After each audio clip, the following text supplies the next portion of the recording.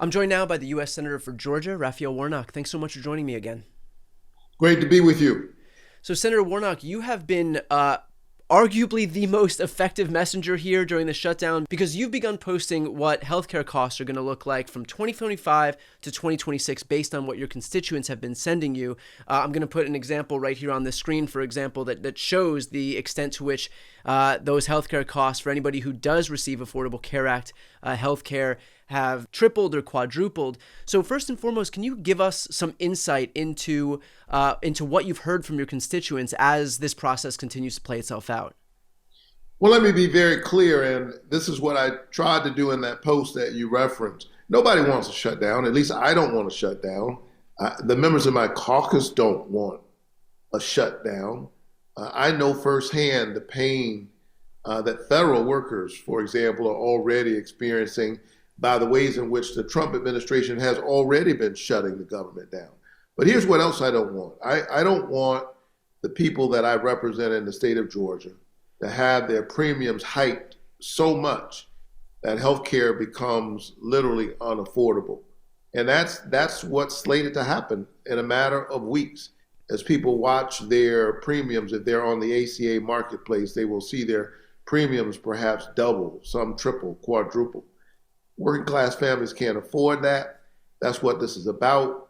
We can both fund healthcare by rolling back the awful provisions in the one big ugly bill, I call it, and we can reopen the government. My Republican colleagues ought to join me.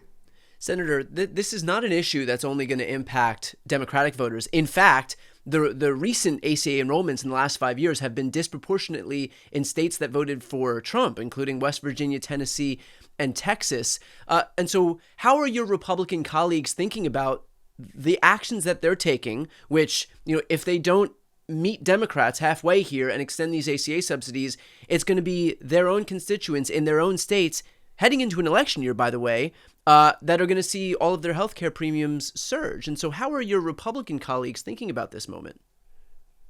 Listen to this.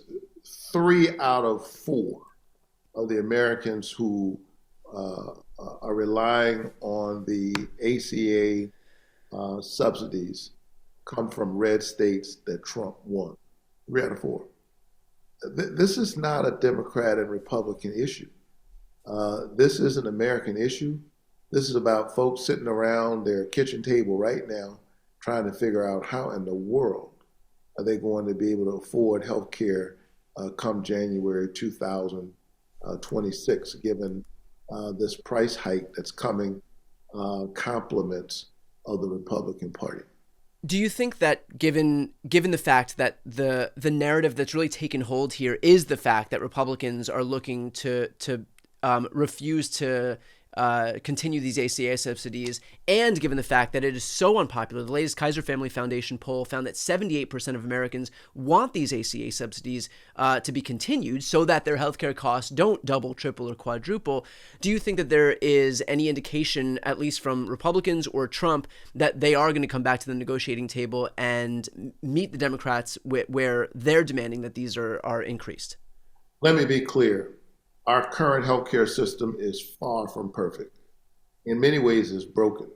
And now they are trying to take a system that's broken and they're going to make it worse by burdening ordinary Americans who are already seeing the price rise on everything that they have to purchase.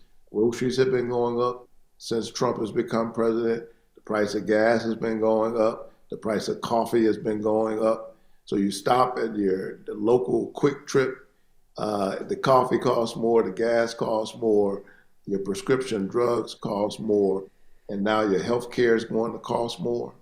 This is unsustainable, and it is the reason why I am both trying to fund the government, because we need to reopen the government.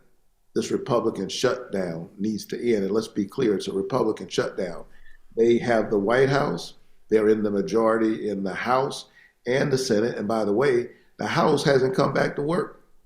While the government is shut down, while federal workers are being furloughed, while critical government services are hanging in the balance, while military members are on schedule not to be paid in a matter of days, Speaker Johnson has sent the House home because he doesn't want to have to vote on the Epstein files. Imagine that. Yeah. He ought to come back to work. He ought to call his caucus back to work. What was your reaction to seeing the fact that even Marjorie Taylor Greene came out against the Republicans' unwillingness to do anything about the fact that Americans are about to see their healthcare costs double? I mean, she came out and she posted that she's not exactly a fan of the ACA, but the fact that Republicans and their leadership have no plan to address the fact that in just a few months from now, healthcare costs are going to double, triple, or quadruple, that she's not on board with that. You know that it's a critical moment for the average person anytime Raphael Warnock and Marjorie Taylor Greene Yeah. are essentially saying the same thing. Yeah. My brother, that doesn't happen often. According to her, she looked and saw that the premiums of her own adult children will go up so much in 2026 that their health care is unaffordable. Listen, there's a lesson in this for politicians, for people who serve in elected office. She's telling the story of ordinary people. In this case, it just happens to be our own children. And that we are in this fight in the first place, raising the healthcare premiums for ordinary people in order to give billionaires, multi-billionaires, a tax cut, shows you how disconnected and clueless too many people in this town are. They ought to come back to work, sit down, let's work on a bipartisan proposal.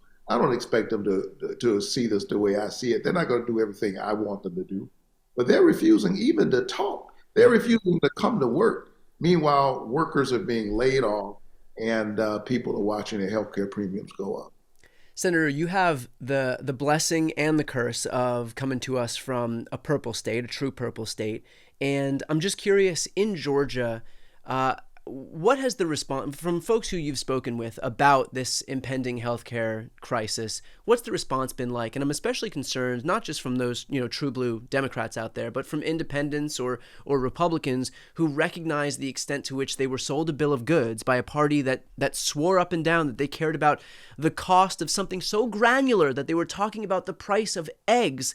And yet now, not only have they presided over increases in costs of everything because of this trade war, but they're in the process of closing down rural hospitals. They're stripping Medicaid away from millions of Americans. Right now, they're looking to double, triple ACA subsidies. And so, what have your conversations been like with those people? Well, I was down at Evans Memorial Hospital in Claxton, Georgia, a while ago. This is a red district. Those folks, most of the people in that district didn't vote for me, but I came by to see them because I care. And they have a small rural hospital there that, like all rural hospitals, is barely holding it together anyway. And now they're going to see, as a result of the one big ugly bill, about a $3 million cut to their hospital, and they're trying to figure out how to hold it together. They may have to close their ICU. Imagine that you're in a rural town, Yeah. and they have to close your local ICU. This is untenable, it's unsustainable, it's unjustifiable, and that's why I think my Republican friends are hearing from their constituents. By the way, there's a reason why 3 out of 4 of the folks who are relying on these ACA subsidies are in red states. It's because these are the states like Georgia that have not expanded Medicaid. And so because of that, they need these subsidies even more. Republicans need to focus on the people and not the politics. And if we do that, we can figure out a way to get this done for the American people. And finally, let's finish off with this. Senator, you and I have spoken before.